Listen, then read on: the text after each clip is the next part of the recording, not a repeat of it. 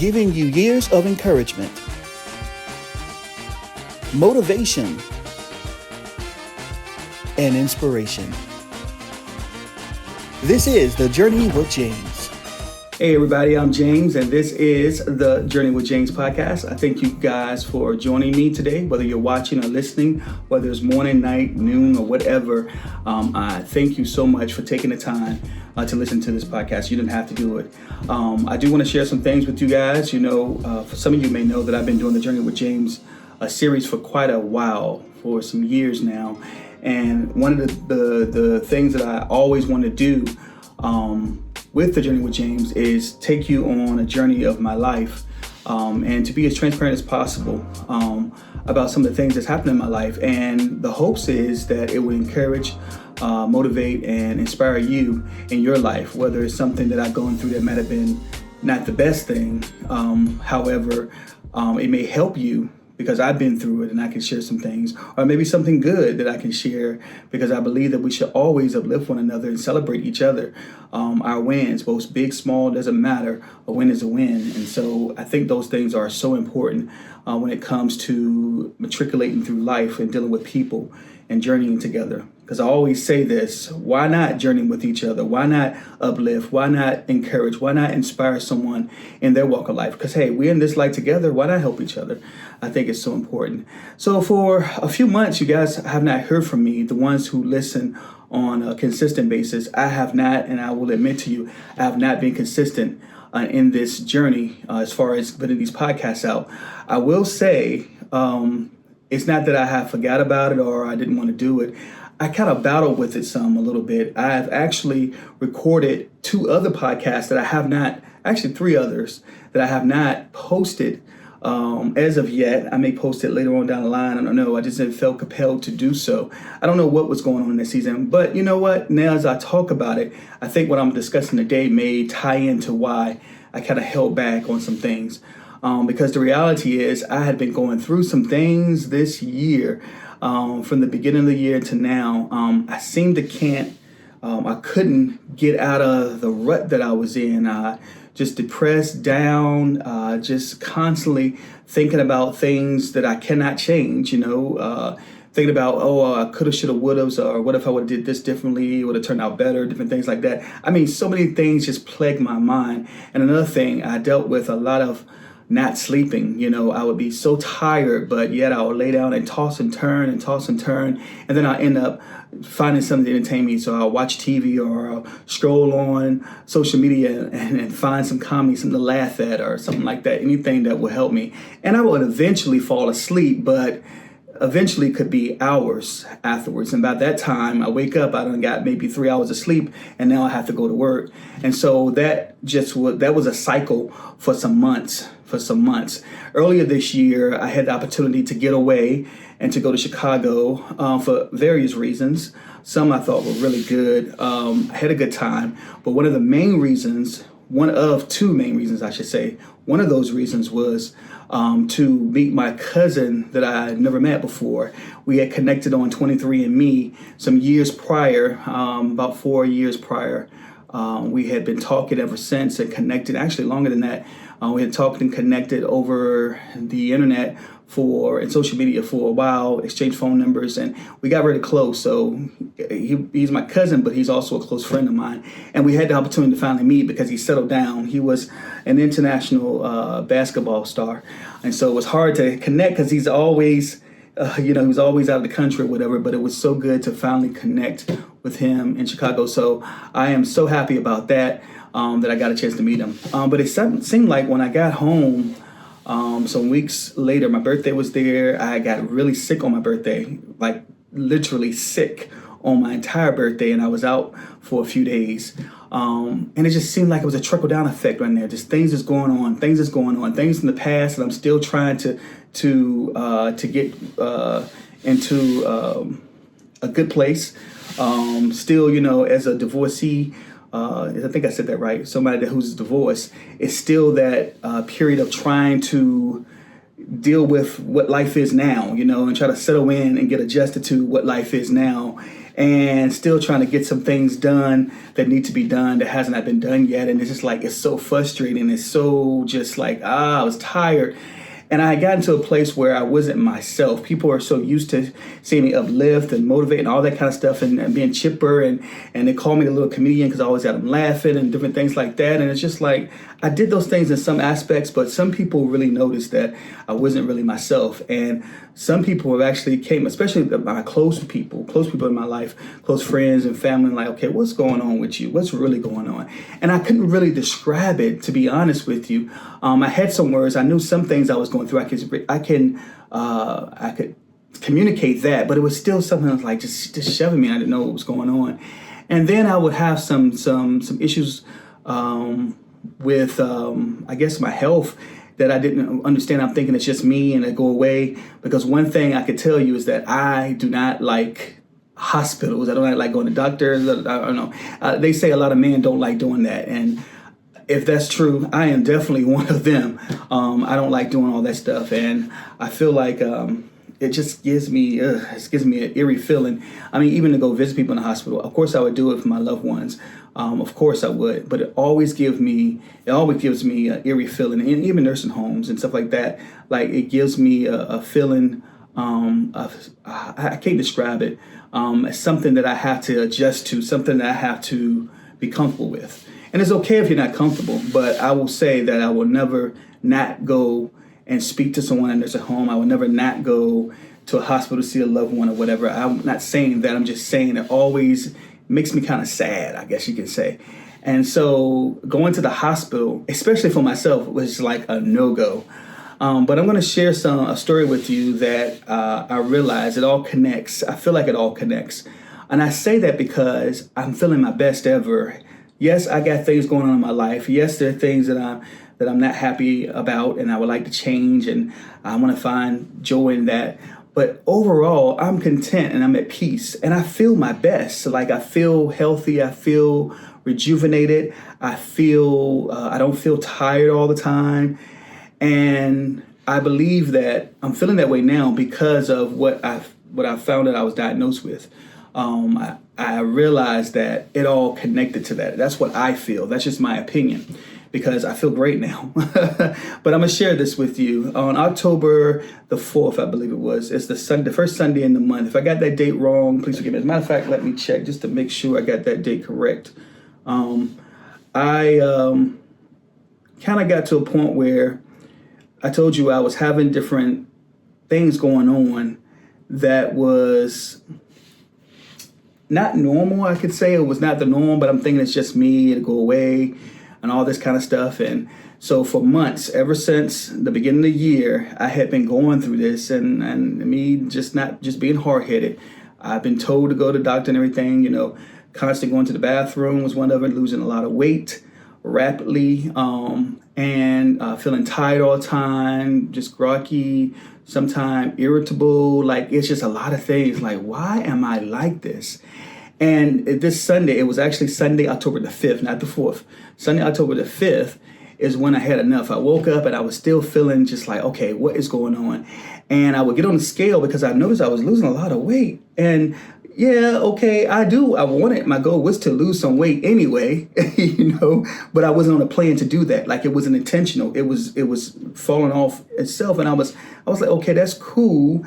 But what made me really go to the hospital was like, okay, all these things are still happening. And then I got on the scale and I lost a lot of weight, a whole lot more weight and I'm saying to myself, okay, the other day it was here. It was like 5 pounds off. And I'm just kind of paraphrasing. Then 2 days later, it's like 10 pounds off. It was too rapid. It was too quick, absolutely too quick. To me, I was like, okay, something is going on. If I keep going this way, I'm going to be sticks and stones, sticks, bones, basically. And I've always been skinny. I've gained weight as I've gotten older, but I've always called it skinny mini, and I could hula hoop through a Cheerio. They used to say that when I was a kid, and they used to call me, rattle me bones, and all these kind of things.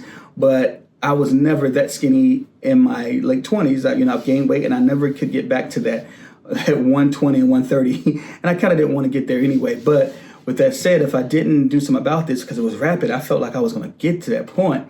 And so I finally did what I didn't want to do. I went to urgent care. And so going to urgent care, it's always daunting because I'm like, oh, I'm in here, and I don't know what's going on with me. Signed in and everything. I went right when they opened, and it was kind of packed even when they were open, just open. I'm like, oh my gosh. But I sat there and I told the lady my symptoms and what I was having. And anyway, I went in the back and they did all these tests. They take your blood and do all this kind of stuff. And I don't like needles, so I was already frustrated. I was like, oh my God, they're gonna stick a needle in me and all this kind of stuff. And I'm sitting like, help me, Jesus. I was literally like a big baby. I had to close my eyes when they were laughing at me because I closed my eyes when they stick the needle in me. Even that little pinch, it's not like you get a constant pain when they stick it in you. It's like you get that pinch first and then that, but it was the point that they had a needle in me, and then I did not want to see them. I didn't want to see the blood go into the vial, whatever. No, I did not want to see that. I was going to probably would have sweated and passed out or something because I don't like seeing that kind of stuff. So no, I couldn't be a doctor. I give all kudos to doctors. They are the best. But I knew I couldn't do it because I would have passed out just looking at blood. So with that said, I closed my eyes and, I guess I was animated, and they get a little laugh, a little chuckle or whatever, and they told me it's gonna be all right, it's almost over. And I felt like a big baby at my ripe age, at my all the way grown age. I felt like a big baby, and I didn't care though, because I didn't like the needles. And I mean, they just picked and picked. And so a few minutes later, they came to me, some minutes later, I don't know how long, but they came back to me and they said, your sugar levels, it's at 600 and it should be around 100. It's like a normal 100. They say you need to go to the hospital immediately. He said, because here at urgent care, we can't get you back stable. A hospital will have to do. We don't have the wherewithal, whatever they need to make that happen. I had to go to a hospital to get that back down. And so I followed suit and I took myself to the hospital. And by the time I got to the hospital, it was down to 500 and something, I think it was. And I had to stay almost 2 days, nearly 2 days in the hospital to bring it back down. And you're talking about needles, getting blood and all that stuff. They had to test and try to see, is it going down? They wanted to see my A1C levels. They wanted to see all kinds of stuff. The doctor came in and asked me the symptoms, and he said, yes, these are symptoms of having type 2 diabetes. You have type 2 diabetes. And I'm like, oh my gosh, wow. In a way, I was relieved because I finally knew what was going on with me. But it was still kind of sad and frustrating. It's like, oh man, I got diabetes. Man, my life's going to change, And so I knew that it ran in the family and different things like that. And I do remember a conversation. This is hard-headed. I didn't really pay attention. I got to be so honest with you guys. That they said a few years prior that I was pre-diabetic. And so that means that your A1C levels are, you're at the verge of getting diabetes. So you need to start taking note and making some changes now. I didn't necessarily pay attention to that. I'm not saying I didn't care. I wasn't really educated on it, and I didn't pay attention the way I should have. And so I didn't really make changes. And that's just being honest. And so it's no longer pre-diabetic, it's now diabetic. And so that's the reality of what I live in. Now, if I would have caught it earlier, I don't know what could have happened. Maybe it wouldn't have been to this point. But that's a lesson in that. And the lesson is trust your body. If you feel something's off, your body is telling you these things for a reason. If different things are happening, these side effects of things are happening, it's because it's trying to tell you something. And so my lesson to me, and I hope there's a lesson to you guys and girls, or different, women, man, or whatever. Listen to your body. If you feel that something's off, get checked. Go ahead and get checked. Because I wonder if I would have kept on letting this go, where it could have been diabetic coma, it could have been all kinds of different things going on, and I could have made it worse than what it was. So they checked one thing they checked while in the hospital, because they was poking me with it. Oh my goodness, I'm so tired of needles. They wanted to check my A1C levels. And from what I understand, A1C levels, it kind of tells you how, if you have diabetes or whatever, you want that level to be at a low number. So I was told that my A1C level was at a 15. And they told me that was kind of off the charts because they kind of stopped at 13. And it wasn't even in the booklet. The diabetes educator told me. She said, look here, and you can see the chart, and it didn't even go. So it was like 15 plus. So it was extremely high. And then they were able to detect, they could tell like 3 months prior, I believe, 3 months before October the 5th, how my levels were. And they said my levels were very high for those months. And so it had been like that for a while. My goodness, talking about being hard-headed. I mean, I've had those symptoms. I've shared it with my friends and different people, and they always say, you need to go to doctor, you need to go to doctor. I was like, I'm going, I never go. And that was in the beginning of the year, in the middle of the year, whatever. And now towards the end of the year, I finally get the nerve and the confidence to go to the hospital. I go to the doctor, But with all that said, it happened. I was hard-headed, and this is the result of my hard-headedness. Hey, it happens in life. We live and we learn. I don't pout about it. I embrace it. I take it as a lesson learned, and I grow from it, and I share it so that other people can take heed and not go to the place that I've been where I didn't want to listen, or I didn't want to go to the hospital because I didn't like it or whatever. They're there to help. They're there to diagnose. They're there to get to the bottom of why you're feeling the way that you feel. Trust your body. And so I'm thinking, okay, that's all I'm going to go through. I'm going to have to get insulin and whatever else they give me to maintain this lifestyle. And of course, I have to change my diet. Now, let me be honest with you. I eat healthy sometimes, but I'm a foodie. I don't know if that's enough said. I guess a foodie can eat healthy too. Of course they can. But I was a foodie and I like to taste a lot of things. And sometimes things I like to taste is new things, and it's not necessarily healthy. And so being a foodie, I love a good meal. I love a good food, love a good restaurant, especially those mom and pop shops. There's one thing to go to the national brands you always see, but to go to mom and pop shops, and it's just something different about it. So I love to eat. And I was sometimes like, man, I'm gonna have to change my diet. And so I'm like, okay, I can still be a foodie and still enjoy my food. So that's one thing that I was like, oh man, this is what's happening. So I had to change my diet completely. Like, I can't have the sugary snacks that I want. And let me just say something here. I never really liked a lot of cakes and cookies. I wasn't a cakes and cookies type of guy. I was more so of a candy and chips kind of guy. But you have to realize that chips is a potato, and potato turns into sugar, just like rice and different things like that. So I was doing my body no good by eating a lot of candy, which is extra sweet, especially Skittles. Oh, bite-sized candy. Oh my goodness, so good. And then gummy bears, especially Albanese. I think it's Albanese gummy bears. If I said it wrong, I said it wrong. But they're so good. Those kind of gummy bears, and just eating all kinds of sugar. Love some chips, especially salt and vinegar chips. Good barbecue chip. Barbecue chip is good. And I would eat those things. And one thing that I absolutely love was a good soda pop. Some people say pop, some people say soda. We say soda here, but I'll just say soda pop. I love a Faygo. I love a Faygo Red Pop. Oh, that's so good. I love Sunkiss, and all these drinks that I took love into. I fell in love with it. Like, it seems like I loved it. So I could drink soda almost every day, and I did, and I would drink a lot of it. And so I was really, I was already depressed and going through things this year, but I was also eating wrong and drinking wrong, which didn't help it. And so I was really it was almost, and I always say this, I said this in a sermon one time, it was temporary pleasure for eternal pain. So it was temporary pleasure, but the pain was going to be having to deal with the reality of hurting my body and possibly getting something like diabetes. And so that's what it is. And so now everything has changed for me. I'm eating better, much better.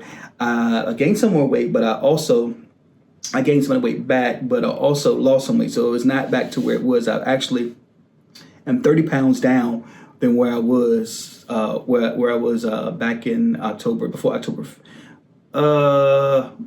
earlier this year, I would say.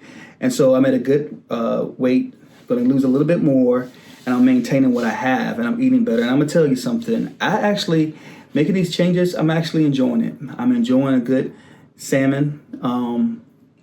So good. I usually eat that a lot, and chicken and vegetables, and I definitely can have some carbs. I remember being on the phone with the nurse, and one of the things she said that a lot of people who start diabetes diet or whatever, they eliminate carbs altogether. And I kind of was doing that in the beginning because I was like, oh, I don't want nothing to turn to sugar. I don't want to spike this thing. I don't want to do none of that. And she said, please eat some carbs. The key is you have to eat in moderation. You have to know how many carbs. She told me how many carbs I should eat per meal. And so I do have roasted potatoes. I love them. They're so delicious. I chop up onion. I have, scrambled egg. I can have a pancake or whatever, maybe not a big size pancake. But then I've gotten stuff like sugar-free syrup, sugar-free pudding is so good. The syrup is good too. I got sugar-free sodas that I drink every now and again. Also sparkling ice is really good. And then water, salts of water. I got plenty of that. I got water. And so I'm making a change for me. And so if I want that fizz, I can get that salts of water. Every now and again, I can have that no sugar soda. And let me tell you, the stuff is actually pretty good. It doesn't even taste different to me, at least not so far. And so I made those changes and adjusted, and I feel absolutely good. I got my sugar levels down back to where they need to be, and they're maintaining and stabilized and different things like that. And I'm feeling absolutely great. Now, this is the second phase of what happened to me and the journey that I had to go through that was not so good. And it actually scared me, and it made me even more grateful for life and grateful for the things that I do have. Because sometimes we take for granted over the small things, having arms, legs, just different things, little subtle things, able to wash your hands, different things. That's like things we take for granted. So with the stabilization of my blood sugar, now that I am getting help with the medicines and everything to stabilize my blood sugar, I didn't realize this, and I think I might have overheard the doctor when they said this, but when you start taking insulin and different things like that, and your blood sugars are stabilizing, your body is adapting to and adjusting, it causes blurriness with vision. Now, imagine me. I remember the day I was at my sister's house. I had my boys. My son was getting his hair done and doing things like that, and I was just relaxing, enjoying my sister, enjoying, the quality time, and watching some TV. And I started doing like this. I did like this with the phone, and I was like, I look kind of blurry. I'm like, what in the world? Now I know I have a little blurriness with my glasses. They fixed that, but this was a little bit unacceptable. I'm like, okay, now what's going on? So I was doing like this, like as if I was taking a selfie. And I remember my son laughing at me. He said, Dad, what are you doing? He's like you're taking a selfie. I was like, no, actually, I'm trying to see. And so I was able to see by doing like this. Okay, the next day, I did the same thing, and it was blurry. You talking about somebody that was scared? I was like, wait a minute now. Okay, yesterday I could actually see it. Now it's blurry. What's going on? And it kind of progressed as the days went on. It kept going that way to the point where I couldn't see my phone. So I'm going to go back a little bit. That second day when I went like this and I could barely see my phone, I was able to make my icons big. So I made my icons big on my phones so that I can see something. And as the days went on, it was not getting better. And I could see far. I could see, the TV and different things like that. And that was fine. But when it comes to reading something, comes to looking at a screen, a book, a laptop, your phone, or whatever, it was a no-go. It was not happening. So it scared me. It frustrated me. And it's just like, oh my God, Lord, help me. I don't want this to happen for my life. I don't know what to do. And so for a few days, I was frustrated. For a few days, I was sad. I was like, what's going to happen? And I had to learn how to adjust. That's what you got to do. And so what I'm doing is I started thinking, I was like, okay, I can cast my phone to the TV. So I was able to see enough where I could hit the button on my cell phones to cast it to the TV. And I was able to see clearly. I have a big screen TV, and it serves its purpose because I was able to see clearly that way. And so I had to take a week off of work. I know that, but I was able to go back to work and work a little bit like part-time and do some things from home with my laptop. And the good thing is I don't have to necessarily look down to type. I know the letters. And so that helped me because I couldn't really see it anyway. And so that helped me to type it on my screen and communicate that way. And that's what I had to do for about a week and a half. And through all that, I know God. And through all that, while I was frustrated, I know I have faith. I know faith is the substance of things hoped for and the evidence of things not seen. Hebrews 11:1, I talk about that all the time.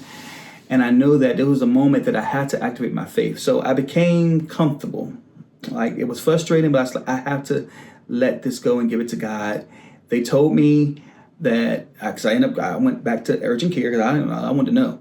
And I even looked it up and Googled it, and they said that can happen. It can take a few days for it to come back. It can take a few weeks. Then the nurse, when I talked to her on the phone, she said, actually, it can take a few months. It depends on the body and depends on different things. They let me know your blood sugar level was so high for so long, and so now your body has to adjust to the new, basically. And I'm like, oh my gosh. And so that gave me some peace, knowing that it was only temporary, but it was still different. And so I adjusted and I became faithful. I had my moments, but for the most part, I just, I said, I'm going to take the time, do what I can do. Maybe watch some TV, pray, was able to praise. I had a praise session up in here a few times, not even a couple. I had some praise sessions in here because I love the Lord. And I was just celebrating, even in my blurriness, I was celebrating the victory. I was celebrating where I was going. I was celebrating new life. For me, I felt like all of this was happening because my life is going to change. I'll be healthier. I'll be happier. And I have to go through this for my next phase in life and to be a testimony to somebody else. And so I went through that. And then I had some friends to send me messages. They would send me audio messages through social media, through a text or whatever. Sometimes they would text me, and when I get a chance, I would go ahead and catch to my phone. And they encouraged my heart, and they were able to talk to me through things and be a sense of, I didn't feel so lonely. So I thank God for good people like that. And it was an experience. I will say that my family, I appreciate my family being there and my friends. I definitely want to give a special shout out to my best friend, Eric. Oh my gosh, that brother, he loves his best friend, man. He was there for me from day one. He had stayed in the hospital. He came both days that I was there. I told him to stay home on one of those days. And he had to see me. He had to make sure I was okay, even though he had so much he had to go do. In his line of work, he has a lot that he has to do in his career, but he made time for me. And not only that, he had to go on a work trip. He called me every single day, every single day to check on me. Or he texts me or whatever, FaceTime me. I cannot, and I'm telling you, I cannot ask for a better friend. And I'm not saying that I don't have other good friends, because I definitely do, and they were there for me as well. Giving a shout out to him because he definitely went above and beyond, and I appreciate him for that. I appreciate him for being that great friend. Words cannot describe such a great friendship. I thank God for my other friends as well who were there for me, who got me to laugh a couple times, who checked on me a lot as well. Jay, I'm not even going to mention a whole bunch of names, because if I do that, I'm going to forget somebody's name. But it was just a wealth of people that checked on little old me. And also my family, my sister. She definitely kept me laughing. She's still being my sister. I tell you, I keep forgetting that I'm the oldest, because you would think she's the oldest, trying to get me together. I need to get her together because I'm older. I'm 5 years older. So with all that said, she was a breath of fresh air. It was nice to see my family, and so it was good that they were there. My auntie Sherry, Davita, my auntie Sherry, she took me out so I can get out the house, because I couldn't drive. I stopped driving after a while, and took me out to eat. This was last week. So I was able to go out to eat. I couldn't see the menu, but by this time I had bought a magnifying glass, and I was able. No, actually, I didn't use the magnifying glass, but I ended up using the magnifying glass for things around the house, especially taking my insulin shot. Now I have to give myself a shot. I couldn't see the numbers up there, and I want to make sure I get the right dose. So at first, I was taking pictures of the actual insulin thing when I turned the knob to see if I got it right, and then I would cast it to my TV, and I would look and see the number. But then got hip to someone recommended a magnifying glass. I'm like, yeah, why didn't I do that? Got Amazon to get one, and I was able to see more clear. But when I got to the restaurant, my auntie, she helped me. And she actually read some of that text for me that I couldn't see. And so I thank her for that, for taking me out, because she understood what it felt like. She said I could understand. She could understand how I felt being in the house. I guess you call it cabin fever, whatever. I was stuck in these four walls. I was ready to get up out of here. I was like, oh my God, please get me out of here. And so last Friday, it started to come back a little bit. It was last Thursday, it started to come back a little bit.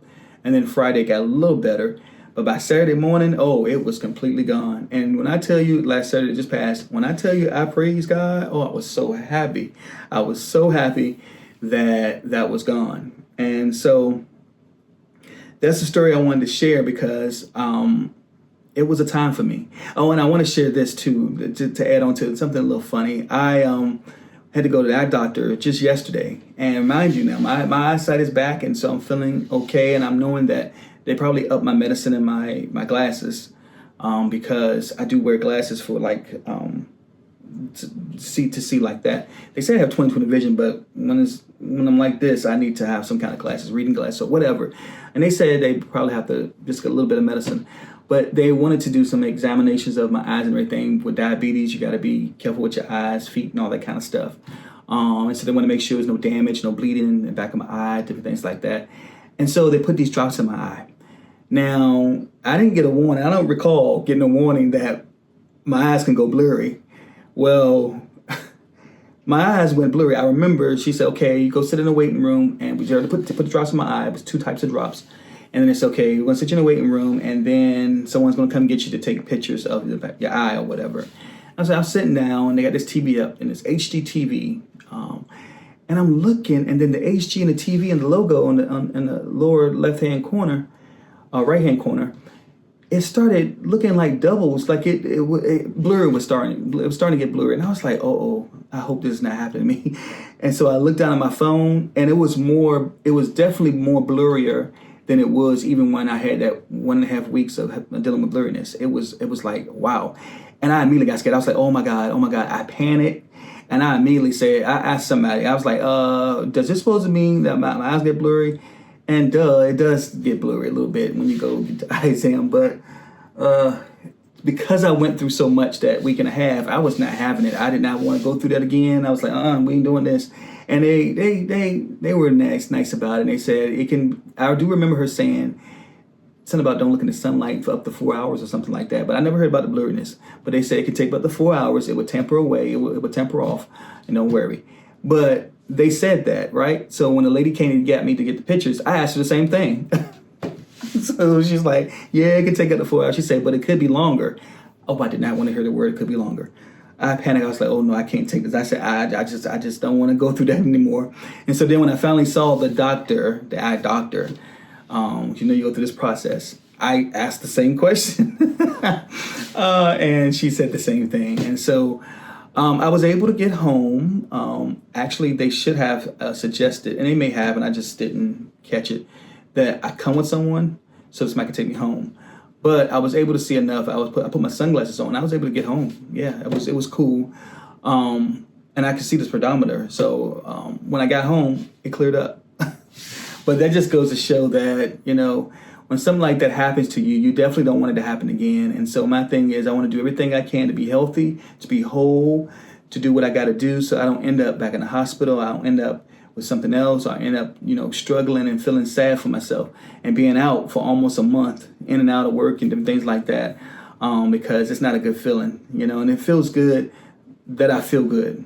I've been feeling so good ever since things have been stabilized. I've been eating better. I feel better. You are what you eat. You literally are.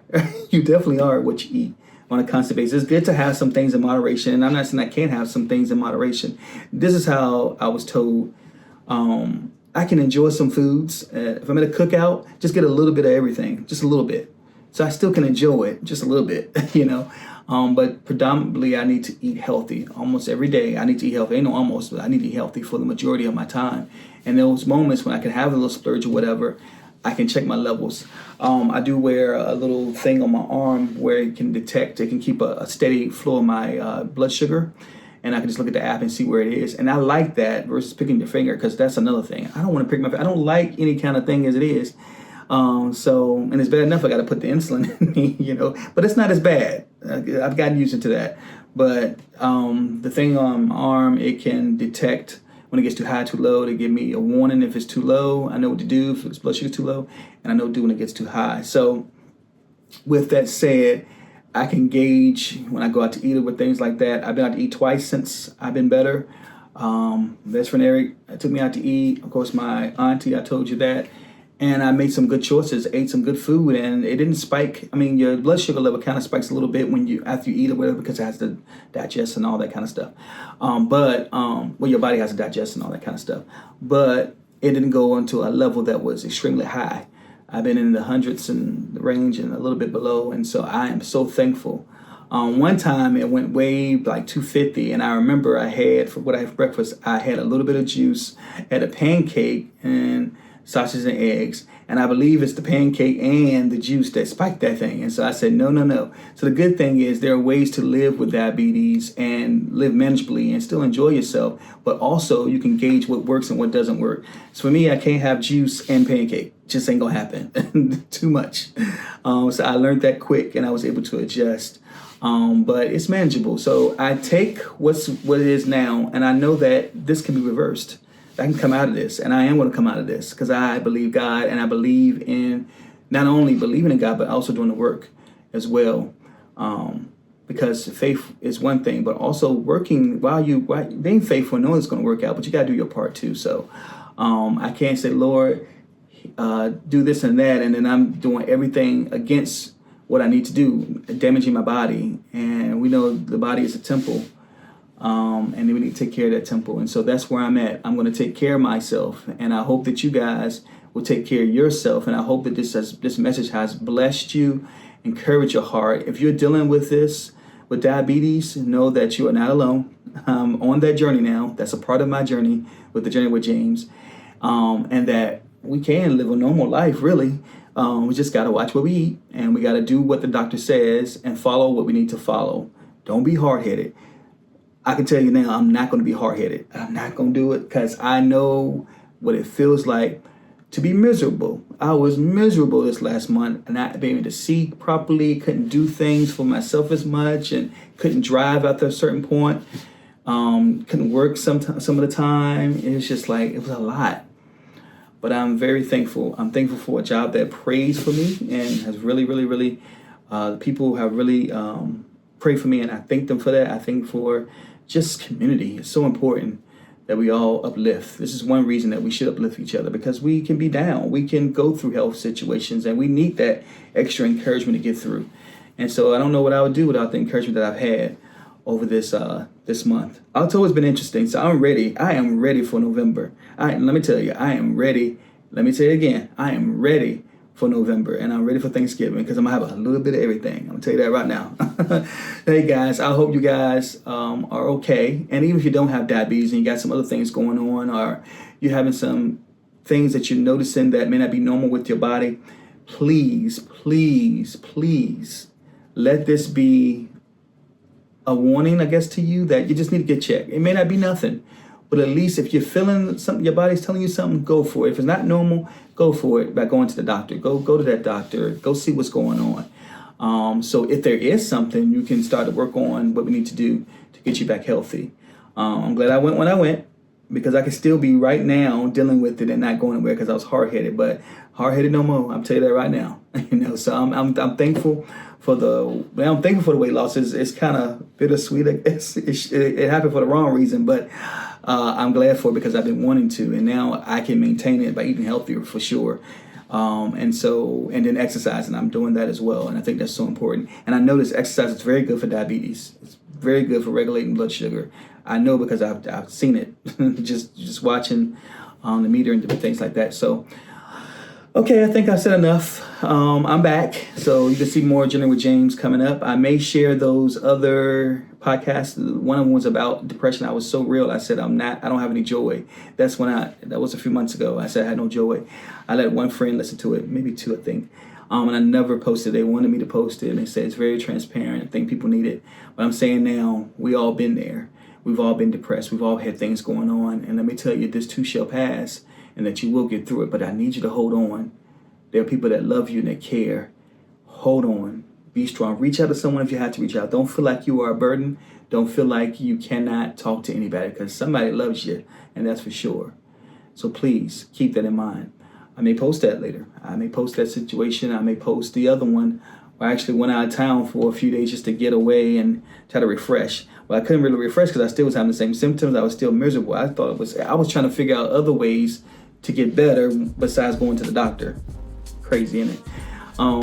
But anyway, enjoy your night, enjoy your day, enjoy whatever time you're watching. Just enjoy life and be encouraged in every way possible, be inspired, and be motivated. And join me again on the next edition of the Journey with James podcast. Take care. Please like, share, and subscribe. YouTube.com/@JourneyWithJames.